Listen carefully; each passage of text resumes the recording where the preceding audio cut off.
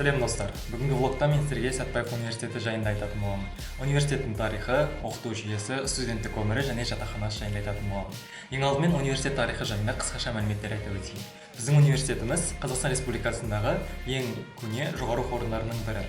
Ең алғаш Қазақ Тау-кен металлургиялық институты болып, 1934 жылы 19 қыркүйектен бастап өзінің алғашқы оқу жылын бастайды. 1960 жылы университет Қазақ политехникалық институты болып өзгертіледі. 1994 жылы Ленин атындағы Қазақ политехникалық институты Қазақ ұлттық техникалық университеті болып өзгертілді. 2001 жылы Қазақстан Республикасының тұңғыш президенті Нұрсұлтан Әбішұлы Назарбаевтың жарлығымен университетке ерекше атақ берілді. 2014 жылы Қазақ ұлттық техникалық зерттеу университеті болып өзгертілді. Арада 3 жыл өтіп, 2017 жылы Қаныш Имантайұлы Сәтбаев атындағы Қазақ ұлттық техникалық зерттеу университеті Сәтбаев университеті болып өзгертілді. Дәл осы жылы 2017 жылы мен осы университетке оқуға түскен болатынмын. Ал енді сіздерге университеттің оқыту жүйесі жайында айта өтейін. Біздің университетіміз кредиттік жүйеде оқытылады. Яғни әрбір сабақты оқитын кездерде әр сабақтың өзінің кредит саны болады. Мысалы ретінде физикадан 3 кредит, математикадан 3 кредит деген сияқты солайынан әр сабақтың өзінің кредит саны болады. Ол дегеніміз не? Егер сіз сол сабақтан қажетті балды өте алмай қалсаңыз, яғни шекті балл 50 балдан жете алмай қалсаңыз, сонда сіз жазға оқуға қаласыз. Бұл дегеніміз жазда сіз сол кредит санын төлеп оқисыз. Мысалы 3 кредит болса, 3 кредиттің әрқайсысы бір кредиттің саны 21 мыңның шамасында. Яғни, егер сіз сол сабақты жазда оқитын болсаңыз, қажетінше 60 мың теңге төлеп қайтадан оқисыз. Бұл кредиттік жүйенің түсіндірмесі, жалпы қалай оқисыздар. Бізде әр сабақтың 3 түрі болады. Яғни, лекция, лаборатория және практика. Бұл әр сабақта әр түрлі. Мысалы ретінде математикада сіздер лабораториялық жұмыс жасамайсыздар, өйткені оған қажет етпейді. Ал физика, химия деген сияқты сабақтарда зертханалық жұмыстар жасалынады. Әр сабақтың өзінің түрлері болады. Лекция міндетті түрде барлық сабақтарда болады, одан кейін практика болады, одан кейін зертханалық жұмыс болады. Сіздер бір семестрдің ішінде 100 балл жинауларыңыз қажет. Оны қалай жинаймыз? Қазір кесте көрсетемін. Бірінші біз 100 баллдың 60 балын сабақтан аламыз, 40 балын емтиханнан аламыз. Оқу 15 аптаға созылады. 15 аптаның 7 аптасы бірінші аттестацияға кетеді, қалған аптасы екінші аттестацияға кетеді. Сол бір аттестацияда сіздер 30 балл жинауларыңыз қажет. Екі аттестация бойынша 60 балл жинайсыздар. 40 баллды емтиханнан аласыздар. Жалпы ұпай 100 балл жинауларыңыз қажет. Ол балдарды әрбір мұғалімдер әртүрлі қояды. Мысалы ретінде физикадан 10 баллды лекторларыңыз қояды, қалған 20 баллды практика немесе лаборатория өзара келісіп бөлісіп алады. Оны әр мұғалім өздері шешеді. Сабақ басталған кезде сіздерге мұғалімдеріңіз айтатын болады. Ал енді сіздерге мен оқуда жүрген кездегі қателігімді айтайын. Мен қандай қателік жасадым? Ең бірінші, сіздер жаңа айтып өткенімдей лектордан 10 балл жинауларыңыз қажет. Оны әр мұғалім әртүрлі қояды. Кейбіреулері 10 баллдың барлығына рубежный контроль, яғни бізде мектепте сіздерде бақылау жұмысы істеген болады. Яғни 90 біткен кезде бақылау жұмысын тапсырасыздар. Сол бағаға қарай сіздерге 90-дық бағаларыңызды қоятын.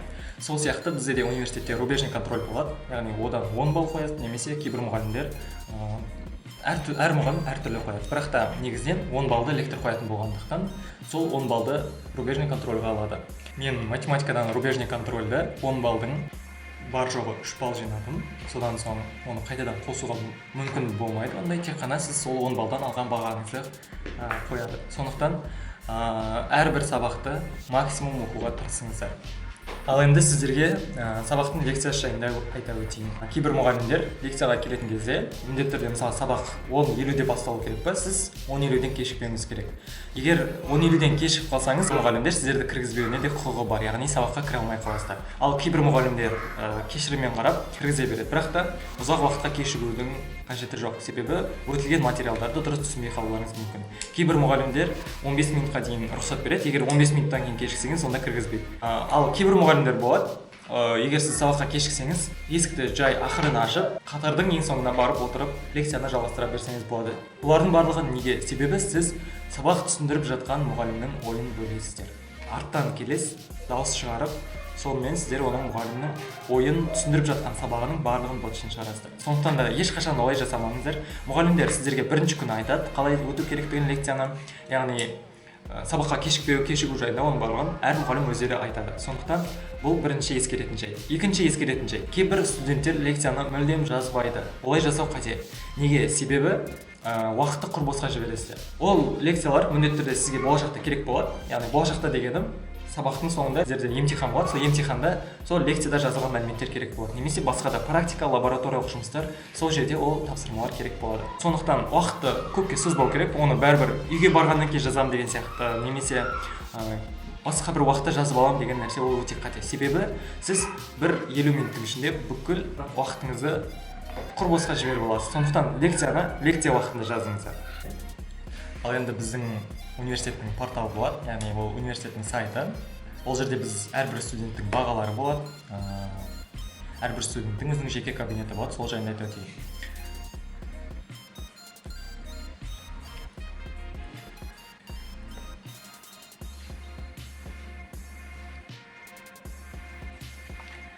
Әрбір студенттің өзінің жеке кабинеті болады. Сіз университетке түскен кезде сіздің ID картаңыз бойынша сізге жеке кабинет ашып береді. Нақтырақ айтатын болсам, бұны портал деп айтады бізде. Яғни әрбір студент өзінің жеке кабинеті болады. Мына көріп отырғандарыңыздай аты жөндеріңіз және де бакалавриат өзіңізге сәйкес магистрант болсаңыз, магистратура деп жазылып, магистрант деп жазылып тұрады. Тілді ауыстыруға болады, қазақ тілі, орыс тілі, ағылшын тілі.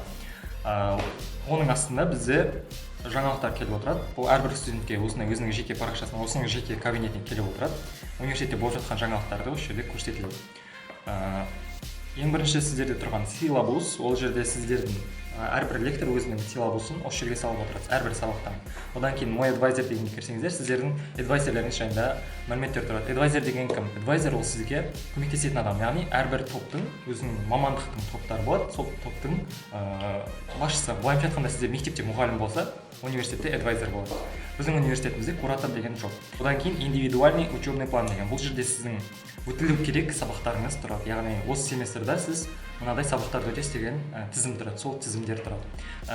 Төртінші тұрған бізде транскрипт. Транскриптта сіздер өткен сабақтарыңыз, мысалға бірінші семестрда мен мынадай сабақтар өттім деген сияқты, оның бәрін қазір көрсетемін. Одан кейін расписание. Ол жерде сіздің сабақ кестеңіз тұрады. Журналда сіз сәйкесінше сол сабақтан алған бағаларыңызды көрсетеді. Енді транскриптке кіріп көрсетейін. Мінекей мынау менің 4 жыл бойы оқыған сабақтарымның тізімі. Әйтеуір біреуін алып қарай салайын. Мысалы ретінде весна 2018-2019 дейді. Көріп отырғандарыңызда әр сабақтың өзінің коды болады. Сол код арқылы сіздер тезірек табуға болады. Одан кейін сабақтың аты тұрады. Одан кейін қай семестр екені көрсетіліп тұр, яғни 4-ші семестрді. Және одан кейінгілер бізде кредит саны. Сосын соңында әріптік бағаларымыз тұрады. Мысалы ретінде база данныхтан B+,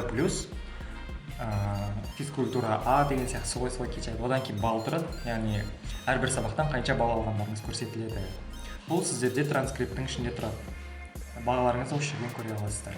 Келесі ұяшықтар тұрған бұл расписание экзаменов деген сіздердің сабақтарыңыздың емтихан кестесі тұрады. Қай сабақ, қай күні емтиханы болатыны осы жерде көрсетіледі. Бірақ бұл семестрдің соңына қарай көрсетіледі.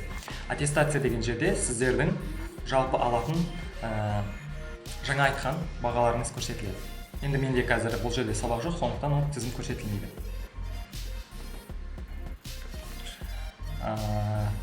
ОМК-да деген бұл сіздердің мұғалімдеріңіздің берген тапсырмалары осы жерде тұрады. Тапсырмалар болмаса СРС тақырыптары, лекциялар барлығын осы жерге мұғалімдеріңіз салып отырады.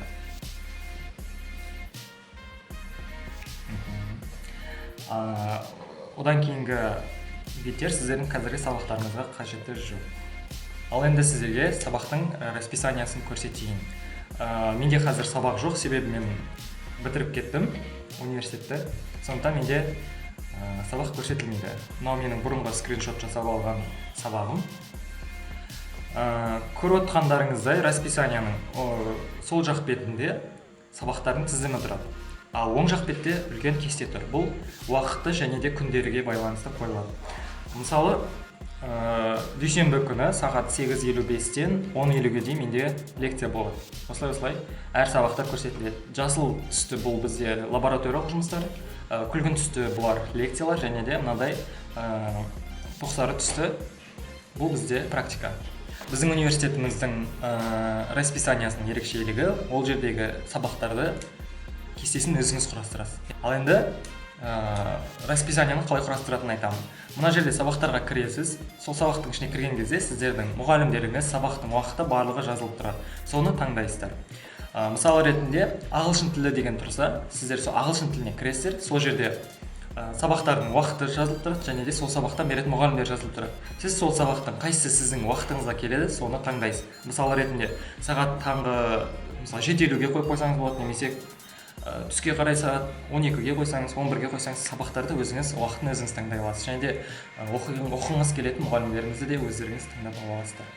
Ал енді сіздерге университеттің жатақханалары жайында және корпустары жайында айта өтейін. Мынау біздің университетіміз, Сәтбаев университеті.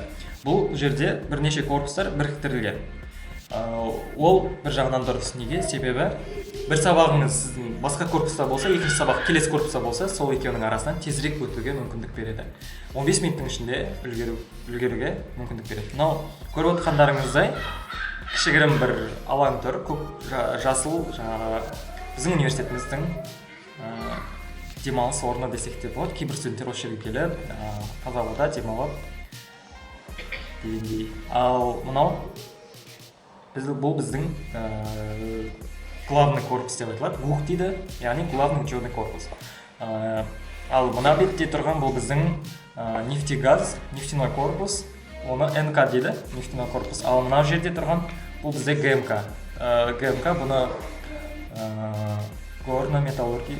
Оны нақтысын ұмытып қалдым, өйткені ол менің мамандығыма қатысты емес корпус, сондықтан мен оны білмеймін.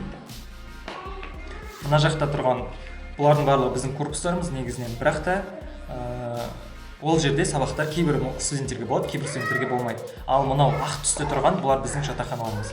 Мынау 1, 3, 5 және 2 деп тұрған бұл біздің университетіміздің жатақханалары. Біздің университетіміздің 7 жатақханасы бар. Оның біреуі магистранттар мен докторанттарға арналған, ал қалған 6-ы студенттер, бакалавр үшін арналған. Мынау 4-еуі университетке жақын жерде орналасқан, ал біреуі Төле би Мұратбаева көшесінде орналасқан, ол нөмір 5-ші жатақхана. Қазір мен сіздерге көрсем. Төле би Мұратбаева көшесінде орналасқан. Ал тағы да бір жатақханамыз бар, ол Ладыгина 34-те орналасқан көшесі. Бұл сәл алысырақ университеттен. Мен дәл осы жатақханада тұрамын. Сонымен мен сіздерге университетім жайында толық айтып өттім. Жатақханалары, корпустары, оқыту жүйесі, сабақтар жайында айтып өттім. Расписанияны көрсеттім. Мен сіздерге дәл осы Сәтбаев университетін таңдаңыздар. Біздің университетіміз керемет деп олай жар салып айтпаймын, себебі университеттің оқыту жүйесі шынымен де қиынырақ. Сондықтан ертең сіздерге бұл университетке түсіп қиналып қалсаңыздар, ертең неге түстім деген сияқты артық ой болмас үшін. Егер сіз өзіңізге сенімді болсаңыз, мен жақсы оқимын сабақты десеңіздер, онда осы университетке түсе берсеңіздер болады. Сонымен, неліктен Сәтбаев университеті? Мен сіздерге қазір менің университетімнің студенттер үшін ыңғайлы жерлерін айтып өтейін. Біріншіден, еркін расписание, яғни сабақ кестесіндегі еркіндік. Сіздер сабақтың уақытын, мұғалімді өздеріңіз таңдайсыздар. Яғни сіздердің басқа да қосымша жұмыстарыңыз болса, онда расписанияны сол жұмыстарыңызға сәйкес реттеп отырсаңыздар, реттеп құрастырып алсаңыздар болады. Екіншіден, біздің университетіміздің орналасқан жері. Университеттің маңында метро, ең жақын метро Байқоңыр. Университет пен метроның арасы бар жоғы бір 5 минуттық жер. Жаяу барып келе аласыздар. Бұл жатақханада тұратын студенттер үшін өте ыңғайлы, себебі біздің жатақханамыз кешкі 11-ге дейін жұмыс істейді, яғни одан кейін кешікпесеңіз кіргізбейді. Сондықтан түнгі 9-дан кейін автобус тоқтап қалған кезде метромен келсеңіздер болады. Жанында әртүрлі торговый центрлер бар, және де орналасқан жері қаланың шеті емес, ортасы. Ал үшіншіден, біздің жатақханаларымыз таза әрі ыңғайлы, студенттер үшін бағасы да тиімді. Мен сіздерге нөмірі 6 жатақхананы қорықпай ұсына аламын, себебі мен өзім ол жерде 2 жыл тұрдым. Білемін қандай екенін ол жердің. Студенттер үшін өте ыңғайлы. Осы 6 жатақхананың ішінде нөмірі 6 жатақхананы ұсынамын. Ол видеоны сіздер мына жерден көре аласыздар.